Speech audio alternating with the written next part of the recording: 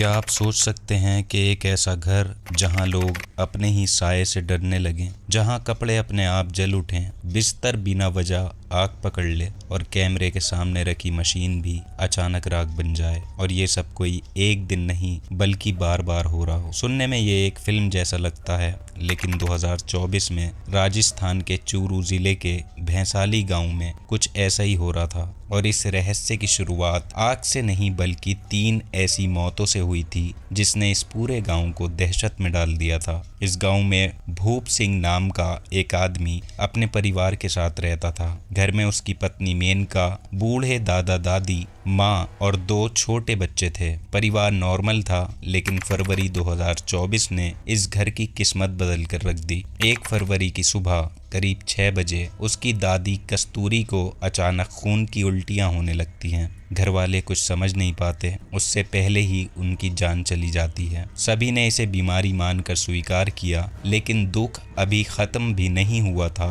कि ठीक 12 दिन के बाद वही घटना फिर दोहराई जाती है। इस बार भूप सिंह के 4 साल के बेटे गर्वित की भी सुबह सुबह तबीयत बिगड़ी, उसे भी खून की उल्टी हुई और अस्पताल ले जाने से पहले ही उसकी मौत हो गई। अब परिवार पूरी तरह टूट चुका था, लेकिन जैसे किस्मत को कुछ और ही मंजूर था। करीब 15 दिन बाद 28 फरवरी को उनके बड़े बेटे अनुराग के साथ भी वही कुछ हुआ। सुबह के वक्त अचानक तबीयत खराब, खून की उल्टी होना और कुछ ही देर में उसकी भी जान चली जाती है। तीनों मौतों का तरीका बिल्कुल एक जैसा था, और यही बात लोगों के मन में सवाल पैदा करने लगी। लेकिन अभी तक किसी को समझ नहीं आ रहा था कि आखिर ये सब चल क्या रहा है, क्या हो रहा है। परिवार अभी भी इन सदमों से उभर नहीं पाया था कि 29 फरवरी से घर में एक नई मुसीबत शुरू होती है। अचानक लगने वाली आग, कभी कपड़ों में, कभी बिस्तर में, कभी घर के किसी कोने में, बिना किसी साफ वजह के चीजें जलने लगी। हालात इतने खराब हो गए कि परिवार के साथ साथ पूरे गांव में डर फैल गया। लोग कहने लगे कि शायद कोई अजीब शक्ति है या कोई अनदेखी ताकत इस घर को निशाना बना रही है, और डर इतना बढ़ गया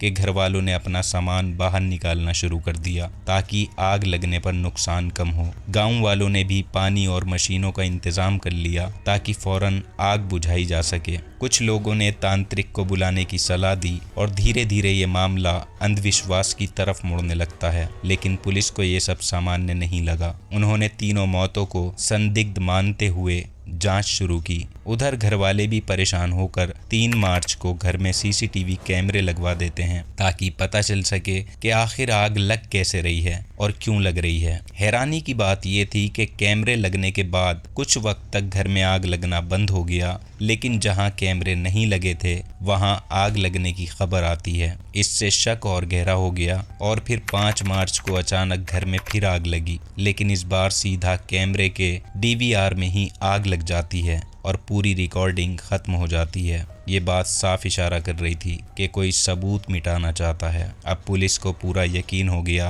कि ये मामला किसी अनदेखी ताकत का नहीं बल्कि इंसानी दिमाग का खेल है। लेकिन सवाल अब भी वही जिंदा था कि आखिर कौन है और क्यों है। जांच आगे बढ़ती है तो पुलिस ने फैसला किया कि मौत की असली वजह जानना जरूरी है। इसके लिए उन्हें एक बड़ा कदम उठाना पड़ा। परिवार की इजाजत और प्रशासन की मंजूरी के बाद छोटे बच्चे गर्वित के शव को दोबारा बाहर निकालकर जांच के लिए भेजा गया। अब सबकी नज़र उस रिपोर्ट पर थी जो इस पूरे रहस्य से पर्दा उठाने वाली थी। पोस्टमार्टम रिपोर्ट और जांच रिपोर्ट का इंतजार जितना लंबा लग रहा था, उससे कहीं ज़्यादा भारी था उसका सच जानना, क्योंकि जैसे ही रिपोर्ट सामने आती है उसने इस पूरे रहस्य को पलट कर रख दिया। बच्चे गर्वित की मौत किसी बीमारी से नहीं बल्कि जहर देने से हुई थी, और जांच में जिस जहरीले पदार्थ का पता चला उसने पुलिस को और सतर्क कर दिया। अब ये साफ हो चुका था कि ये तीनों मौतें एक सोची समझी योजना का हिस्सा थीं, एक प्लानिंग थी। अब सवाल ये था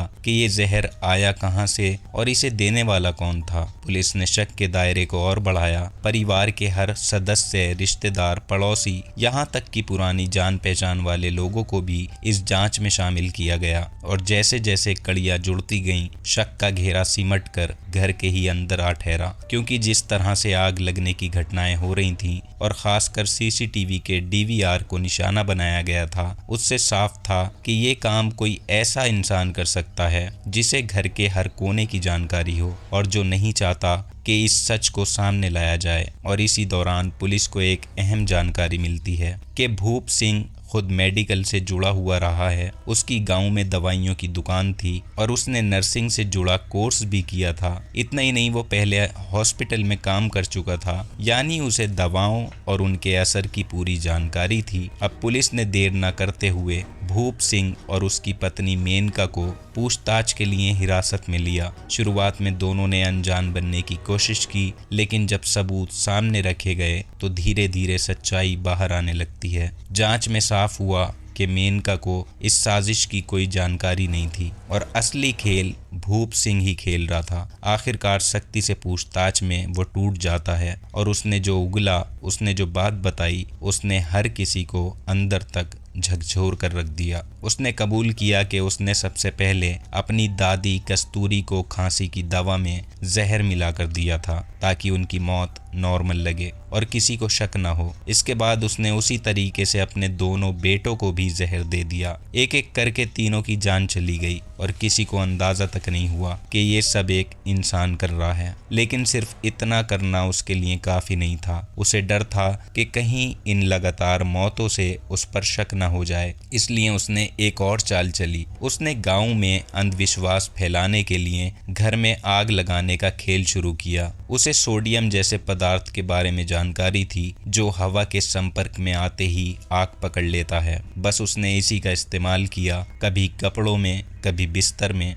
कभी घर के कोनों में वो ऐसा पदार्थ डाल देता था और थोड़ी देर बाद वहां अपने आप आग लग जाती थी। धीरे धीरे गांव में ये बात फैल गई कि घर पर कोई अनदेखी ताकत का असर है। लोग डरने लगे, तांत्रिक बुलाए जाने लगे और असली सच पीछे छुपता चला गया। लेकिन जब घर में सीसीटीवी कैमरे लगाए गए तो उसकी परेशानी बढ़ गई। उसे लगा कि अब उसका राज खुल सकता है, इसलिए उसने मौका देखकर सीधे डीवीआर में ही आग लगवा दी ताकि सारे सबूत खत्म हो जाएं। लेकिन यही उसकी सबसे बड़ी गलती बन गई, क्योंकि इसी से पुलिस को पूरा यकीन हो गया कि मामला घर के अंदर का ही है। पूछताछ में उसने ये भी बताया कि उसे अपनी पत्नी के चरित्र पर शक था। उसे लगता था कि उसके दोनों बेटे उसके अपने नहीं हैं और इसी शक ने उसे इतना अंधा कर दिया कि उसने अपने ही बच्चों को मारने का फैसला किया। लेकिन उसे डर था कि अगर उसने सीधे बच्चों को मारा तो शक उसी पर जाएगा, इसलिए उसने अपने सबसे पहले दादी को मारा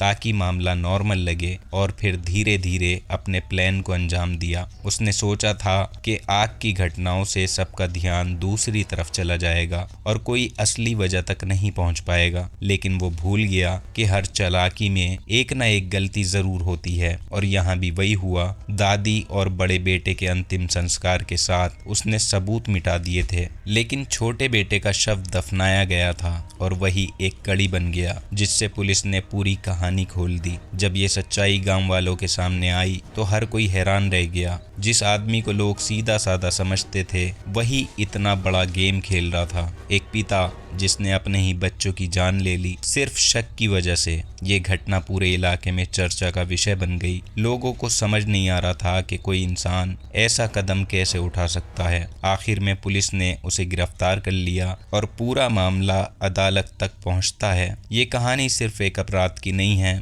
बल्कि उस सोच की भी है जहां शक इंसान को इस हद तक ले जाता है कि वो सही और गलत का फर्क ही भूल जाता है। और ये भी सच है कि चाहे कोई कितना भी चालाक क्यों ना हो, सच को ज्यादा दिन तक छुपाया नहीं जा सकता। अगर आप ट्रू क्राइम सुनना पसंद करते हैं तो आप हमारे चैनल के साथ जुड़ सकते हैं। We meet you soon with new incident. Take care of yourself. जय हिंद।